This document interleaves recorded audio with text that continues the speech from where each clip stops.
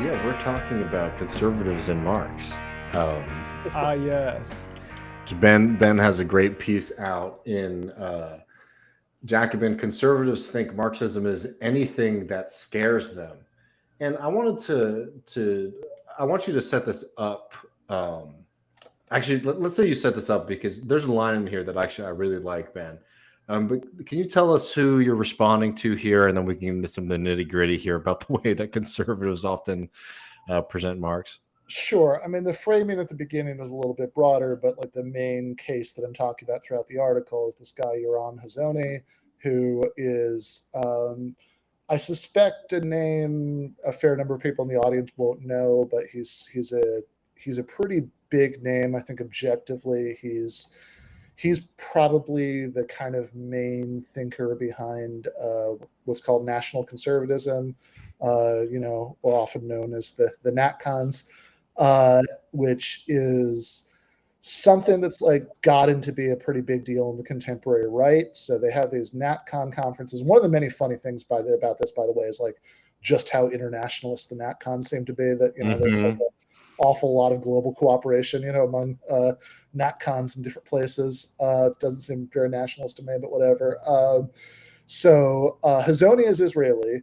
Like he was born in Israel. He grew up in the U.S. and then like went back to Israel, I think for college or after college, and he's lived there for many decades.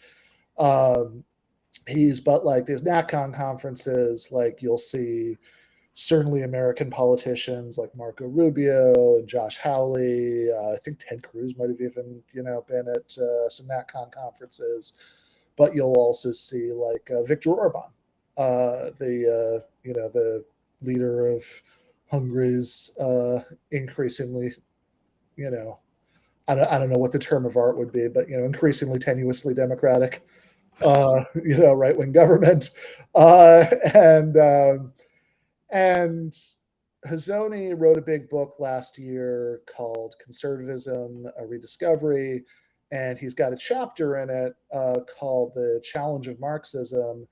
And what really got to me as I was reading this is like, look, I don't, I think Yoram's, I've talked to him a little bit. I think he's a smart guy. I expect to like like when I read something he's written, I expect to like fundamentally disagree with and like abhor everything, right? But I was actually a little surprised. I mean, just not to sugarcoat this. I mean, just how sort of shallow this was. Mm-hmm. Like, basically, Yoram's way of using the word Marxism is like indistinguishable from like Ron DeSantis talking about like woke is cultural Marxism and shit like that. It's like it's all the same, right? So I wanted to just like kind of take apart all the stuff he says about this and just kind of show that's like how ridiculous it is to describe this stuff as Marxism, and how irrelevant it is as a critique of the real thing.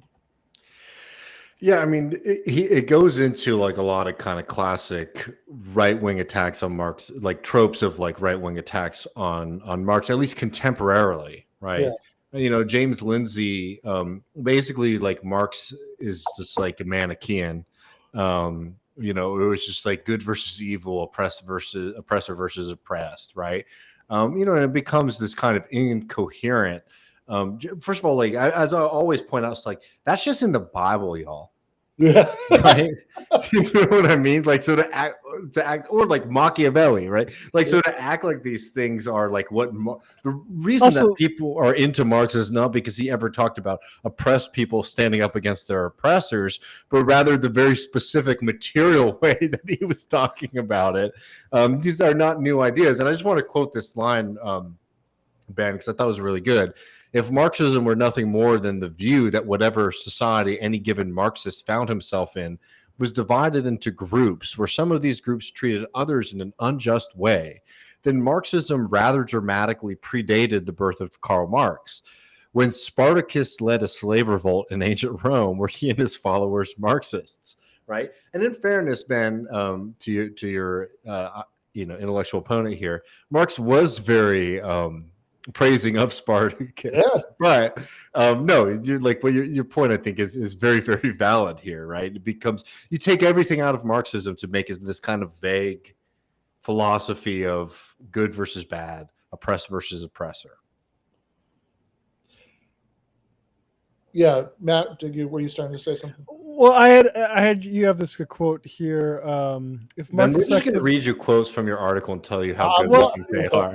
I have a theory. So you asked this question. I think I have an answer. If Marxist activists have taken over, quote, most important news media, shouldn't such media be agitating for expropriating the means of production? If they've taken over the universities, shouldn't economics departments long filled with mainstream pro-capitalist economists now be populated by Marxist economists? If they've taken over the military, how is it that America's posture of imperial military dominance hasn't been impacted by the shift? Now, have you read the book Benito Cereno by Herman Melville, where slaves take over a slave ship, but they know that it's dangerous for that fact to get known, and so they make it look like the slave masters are still in charge of the ship? So maybe the Marxists are doing that. They've taken it over, but they're letting the capitalists stay in charge because otherwise it would give the game away.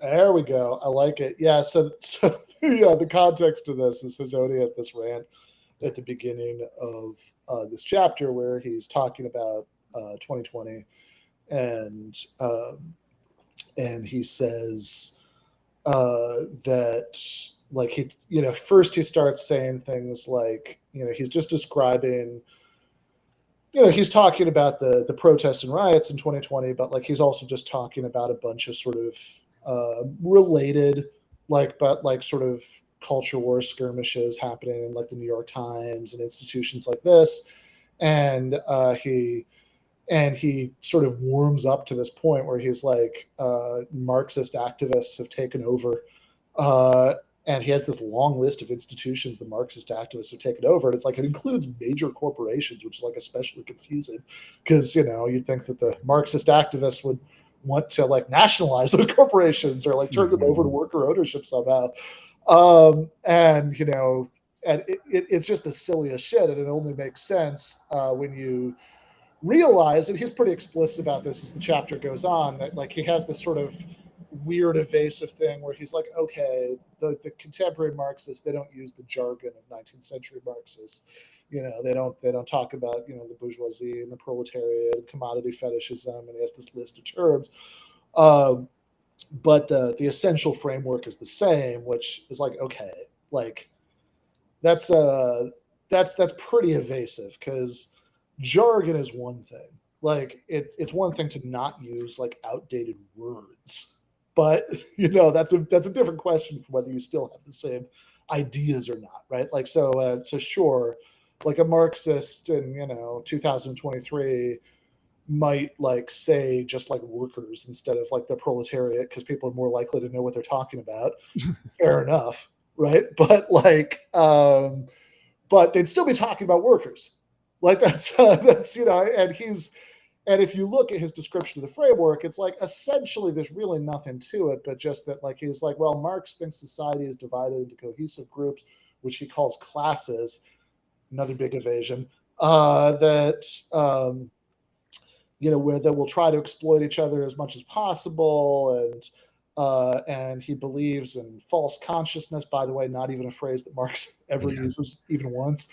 That's like Engels uses it once in a letter, right? And then like some 20th century Marxists like picked up on the concept, but it's just a little weird to like say that like one of the four key things that defines the Marxist framework is this thing that Marx didn't even talk about. And then the others are like the revolutionary reconstitution of society and having a classless society. And it's like, you really break all this down. All it means is just whenever you think that like society is unjust because one group is oppressing another group, that's like, and that like we should like change society so that doesn't happen anymore, then that's Marxism. But it's like, man, if that's Marxism, I mean, David mentioned the Bible a while ago. It's like I mean, in all seriousness, is the Book of Exodus Marxist? Like, no, keep going, Ben. I didn't mean I mean, certainly, like you start to think about like the French Revolution, or like especially the American, the American Revolution. My God, yeah, absolutely, right. The tyrant, yeah.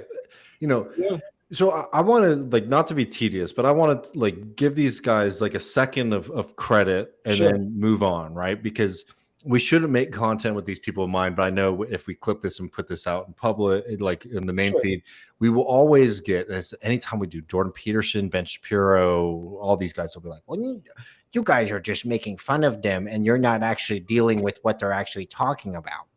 So like, let's do what these guys all do, which is sorry. Is that It's great recording? to. Yeah, I was gonna say, like, it's great to preface that very empathetic point with that voice. I'm a big baby and I need to be Whatever, get a new dude. diaper. Look, if you want to hear the argument, I will give you the argument. If you're just here to like promote your bullshit, I don't care. Yeah. We'll do what they always do, the critics of Marx, which is read chapter 1 of the Communist Manifesto, right? Where this frame does come back up. Ready?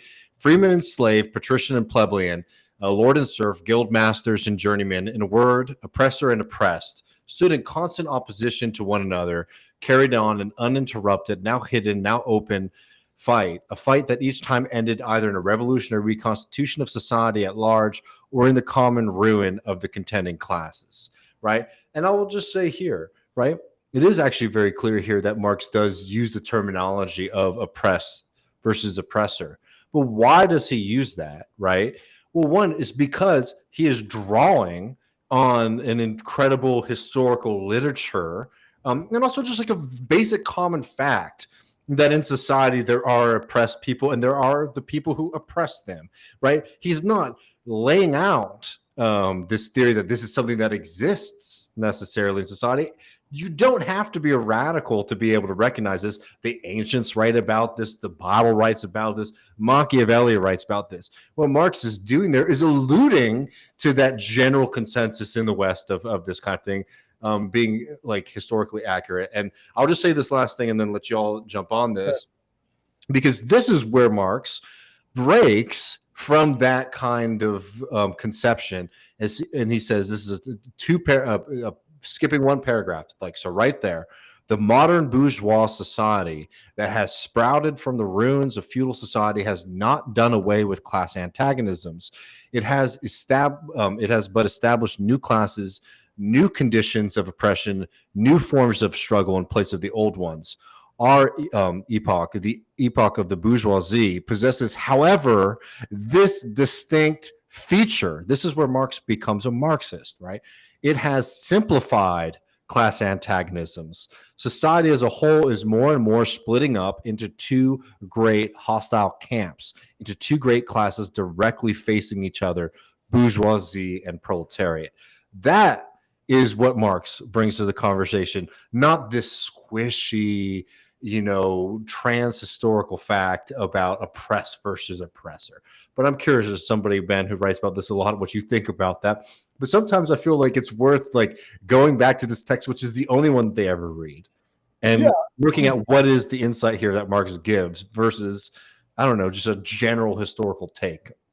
Yeah, totally. And I think that honestly, I think if they were even carefully reading the first couple chapters of the manifesto, they would pick up on a lot of stuff that they usually seem to miss. I'm thinking here of like Jordan Peterson's like thing from the debate with Slavoj, where he was like super confused about Marx like admitting that capitalism is more productive than feudalism had been.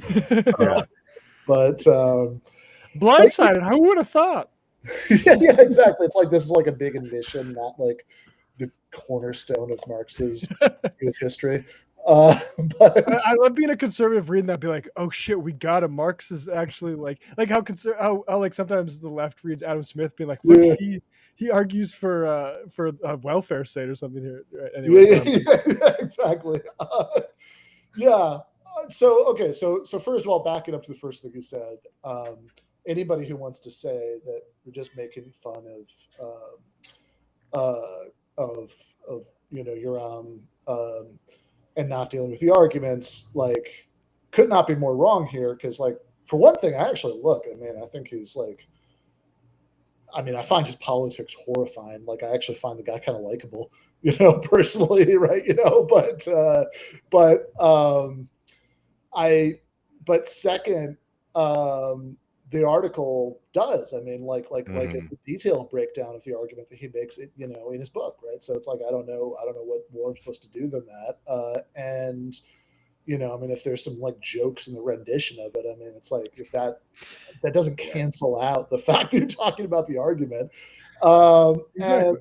And also, I would point out, just as a little bit of trivia about recent history, that last summer I was supposed to do a debate with him, and it was not my choice that got canceled. Right? Let me just say that. Right? So it's like I'm very I'm very open to to having the conversation with the man. But in any case, I think to David's point about what's new in Marx and what's not new in Marx. Yeah, obviously the idea that societies, that like oppression is a thing that exists historically is not new even to socialism in general, never mind Marx. I mean, it's like that's a pretty common thing. I mean, and I mean, and it's really funny. I mean, one of the things I point out in the article is like that so much of the kinds of like social justicey things that people like your want to say or disguise Marxism are anything that has to do with like gender, for example. It's like, well, okay, but like Mary Wollstonecraft, Mary Shelley wrote the Vindication of the Rights of Woman a quarter century before Marx was born, right? That's like an important feminist text that she seemed to think women were oppressed and all that. Like was she a Marxist? It's just more confusing the more you think about it. But not only is the sort of view that some groups are oppressing other groups not an original insight of Marx, like Marx isn't the founder of socialism. Like this is a point that I think really deserves to be like circled and underlined. Like there were other socialists before Marx. I mean, in fact, if you read all the way to the end of the Communist Manifesto, he spends a lot of time talking shit about like the other kinds of socialists, right? He's by the time he becomes a socialist in the 1840s, socialism is already a thing. I mean, it's been in some ways. I mean, you go back to like the Conspiracy of Equals with Babeuf at the end of the French Revolution, right? I mean, you even have like socialist ideas, circulating around back then. Certainly, people who Marx spends a lot of time criticizing, like Proudhon, like there are all these socialists who are out there, right? So they like not only is Marx not the discoverer of the existence of oppression by groups, he's not even the discoverer of socialism. Like what makes Marxism distinctive is the analysis of is not even like the goal of getting rid of capitalism, having some kind of collectivized alternative to it, but like the analysis of history that goes with that. That Marxism is above all a theory of history, both in the sense of a theory of the stages of history, and most importantly, a theory of capitalism, of how capitalism works. Right? That's Marx's I mean, obviously Marx's masterpiece is, Capital Volume 1, 1867. That's all about, how capitalism works. And two, a theory of historical change, of how you change from one mode of production to another. And really, like, I don't want to, like, look, I don't, it's a post game. I don't want to, like, I know it's like obnoxious and tone deaf to turn this into like a 20-minute lecture on like historical materialism. I'm not going to do that, I promise. But like, just like, I found it really telling that like Hazoni spends this whole chapter talking about Marxism and he doesn't use the word production once. Yeah. And it's like, well, whatever you're talking about, it's not Marxism. If like, that doesn't come up, right? Like, because the whole Marxism is above all else, right? It's a theory about how the relations of production, whether you have workers and capitalists, slave owners and slaves, whatever, in any society, define the rest of the institutions of society, how the development of the forces of production like lead to that. Like, if you're not talking about production, you're talking about something, very different from Marxism. And you can get that too, because he does the same thing as you lay out in your review, and also, the same kind of things that like James Lindsay does and all these other guys do. We're just like, one, the irony, as you were saying, is like, oh, Disney's like the big Marxist corporation, right? Just laughable on its face. But also that Marxism, again, goes from being like a kind of a living philosophy or a political philosophy or something like that into like there's secret Marxism, right? There's secret Marxism here, right? Ooh, it's in the room with me right now, right? And it's like, okay, well, this is where it becomes really ridiculous. And I will just say this, and I know you've written a great piece on this too, Ben, that like one thing that is just endlessly frustrating about all of these so-called like critics of Marx is that there isn't a criticism there. I remember when, I mean, I've said this like probably ad nauseum on this show, but I remember when James Lindsay first started poking his head up and getting popular and attention. I was like, oh, this is going to be interesting. Some guy who's like read a bunch of Marx is criticizing Marx. This will be an interesting person for me to like, rub up against and sort of like deal with the criticisms. And, I've been prepping my whole life for this. Yeah. Exactly. And instead it's just like, well, actually there's a secret Marxist plot to that's already won power in Amazon and the Disney Corporation to like push liberal, like, social politics on the world. It's basically what it is. Yeah, exactly. And this is the other thing I just wanted to really quickly say. It's like, we like, so, okay. So one, again, you're not talking about, this material analysis of how production works. You're not talking about Marxism. I mean, this is why, by the way, you guys, I think, are absolutely right to have this fixation on pushing back against sort of left embrace of degrowth stuff, right? Because this is the sort of core insight of Marxist theory of history, that it's like, yeah, capitalism has finally developed the forces of production enough that we can have a society of generally shared abundance, and that's kind of the whole point. But like also when you're talking, nice, when you're talking about how about like the Marxists were secretly in control of Disney or whatever. Like it's, I mean, above and beyond just, being stupid on an obvious level. It's like, I think they would be really surprised, like, if like they bothered to look into, like, I don't know if you guys remember, there's a great video that like years and years ago, Natalie Wynn did about Jordan Peterson, where she's got this section where one of the things she's, I think, correctly making fun of Peterson for is like merging together like everybody from like, I don't know, from like Karl Marx to like Ibram X. Kendi is like the same thing, that like, and she's like, look, you're talking about different groups of people that actively hate each other. They can't stand each other, that it's like the people who, like the people who are annoying Yoram Hazony are, well, look, at the bottom end are just like soulless, like human resources hacks who like have no ideology, right? Like they'll just do whatever is good for corporate liability and PR. But like at the top end are people who do have an ideology, but it's not Marxism.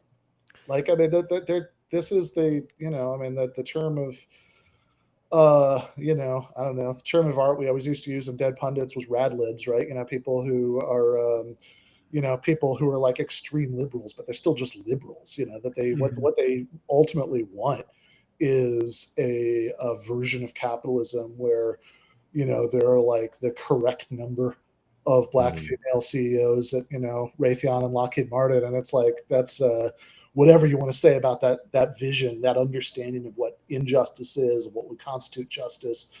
It's very, very different from, I mean, like, whatever. I mean, it's like those people, like the best of those people would like think everybody on the screen right now was like a horrible, like class reductionist brochurist, that's like, it's just a fundamentally different worldview. And if your description of what you're calling Marxism is so vague that it doesn't make a distinction between the two, you're just not criticizing anything real. Yeah, no, I mean 100%. And I'll just go out on a limb here. Y'all don't have to join me on this, but I will say that doing criticism of the left is something that I think is important to do from like a way of like making it stronger. And look, a lot of like leftists in general, but particularly online, don't help with the confusion, right? Yeah. Like as like great, like the line you said, it was when Spartacus like led a slave revolt in ancient Rome, were he and his followers Marxists, right? That's a great line. But you also see this kind of dumbass shit from people who are supposed proponents of Marxism and socialism when they say things like, "Do you like roads?" That's socialism, right? Was the Incan Empire socialist, right? Was Rome socialist? You know, it was like, Yeah, so man, like, great so there's a roads in Rome. confusion that is like sort of universal, like cross like the left-right spectrum on this kind of thing. And look, I don't want to get too worked up about people on the left who I think probably have good intentions. Sure. But it does start to drive me nuts after a little while to realize, because like when I first started doing this, like with Michael and you know, being exposed to this world, I was like, well, you know, these are people like developing, and then realizing that like, oh man, there's like no wall or something that's going to push back against these kind of unscientific, unlike Marxist socialisms that are out there. That like, look, I'm not saying those people are the reasons why reactionaries on the right think that Disney is woke or whatever. Sure. But there's a lot of people who like will actually say, I hold up the banner of socialism or Marxism even, who very clearly like they just think Marx is like they do the inverse of what these guys are accusing them of, right?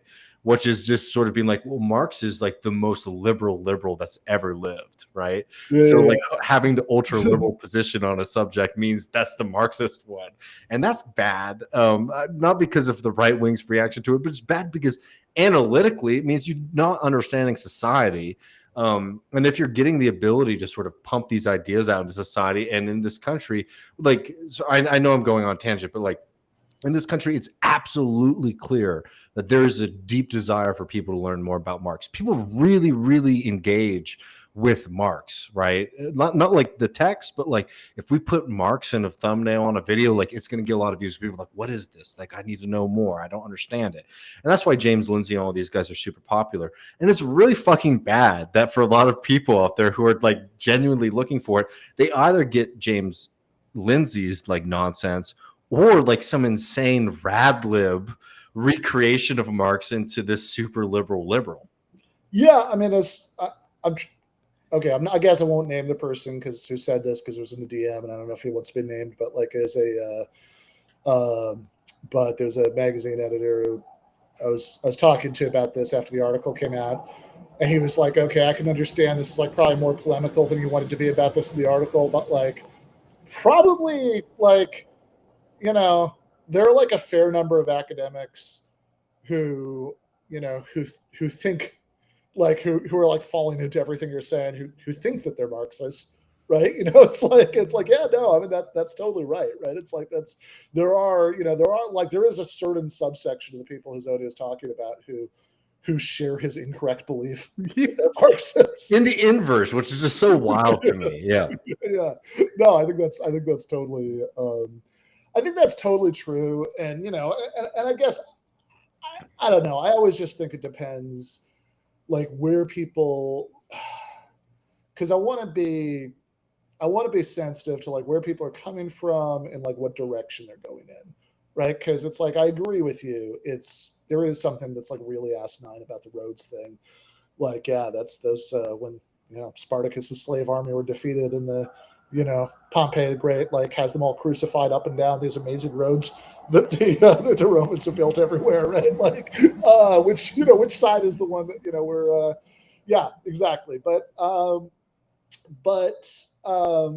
know, if you're sort of starting to, like, there might be a sort of laudable instinct that's being expressed in a really confused way. I think a lot of it. I totally agree. I mean, that's why I've had patience with it for a while. But I guess what has become frustrating for me as like approaching a decade of this now is realizing that there is no kind of come to God moment. You know, I mean, doesn't this rhyme with what Marx, like in the manifesto himself, saying a specter is haunting Europe? Yeah. Marxism has just replaced communism, and like 18th Brumaire, I was looking for it. I can't find the quote, but he's like, they were calling everything communism, and they may have even been like understood it better than forget what. The Jacobins themselves. So it's a tension I'm constantly like, that's because David, you yourself have said like that argument about firefighters being socialism was no, I 100 yes, no, you're right. No, keep going. Yes. I mean, no, that's it. I mean, it's like, and it's a tension that is I think we've always been like sort of dealing with, especially like in the earlier like pre-Marxist, like that. Now people have read or like Marx out there had a moment again because of Bernie, but like that is the tension. Totally. So for people who aren't familiar, like it's an Occupy experience. There was like like a a little poster that said like do you like firefighters? Then you're a socialist, right? Which like I have some qualms with, Yeah. like theoretically and analytically, but like for me in that moment, it's like, oh shit, yeah, public goods are good, right? Right. And it moved me, and I totally like. There's a tension here, but like no, like I'm only saying this in the post game with us right now, Yeah. not because I don't rail against this. I don't think like the answer, for example, is be like, well, you haven't understood all these kind of things. I think what's frustrating for me now is less that exists because that's just people's political development. I think what might be more frustrating is that with all of this interest in that question, like so what happened with me though in that moment? I went and I like spent a lot of time with a bunch of Marxists who like introduced me to the foundational texts of Marx and like helped me work through Lenin and like helped me work all through all these kind of things. What I think is frustrating for me now is like people have that kind of moment of like, oh, wait a second, I'm really open to this. There's some clarity here. And instead of actually having somebody who's going to provide you with some kind of clarity or rigor, you just get like sucked in to this like left-wing media machine, which like just promotes some of the most asinine and inaccurate ideas. And then you have people who are like, I'm a radical socialist Marxist, who like effectively are just like, as to use the term from DPS, radicals, right? Yeah. No, I'll also. And sorry. At the time, I used to think that like Adam was too harsh about some of that stuff, and Adam was right about a lot more than people gave him credit for. Over the years, I increasingly think that he was the right level harsh. Except for his choice in co-host, you excluded, obviously. Yeah. His initial choice in co-host is, I think he acknowledged many times that was like the worst thing he ever did to the world. But I mean, I still like just on a Proctor thing. Just as I would make your point, Ben, but like I will just say, like I listen to old DPS episodes still. Yeah. Like some really great. I didn't know what you meant when you said DPS at first. You're talking about Dead Pundit Society and Adam Proctor, folks catching up. Yeah. Yeah. No, the second host very good, first host very bad, but the co-host,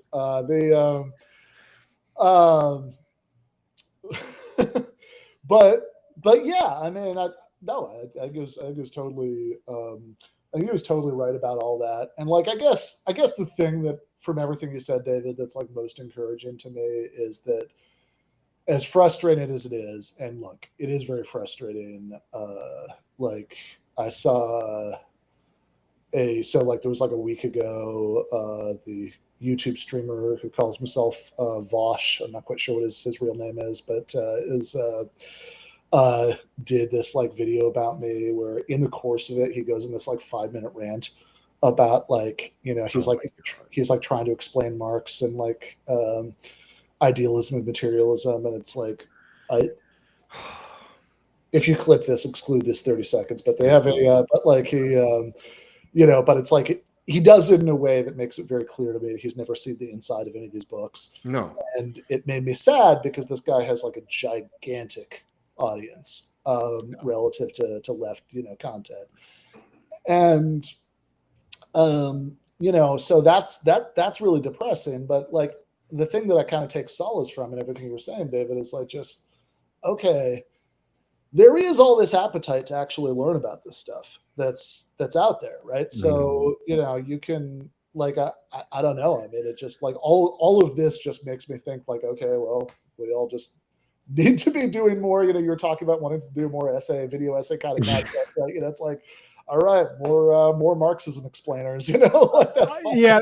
I mean, that's my optimistic hope is like as somebody who consumes.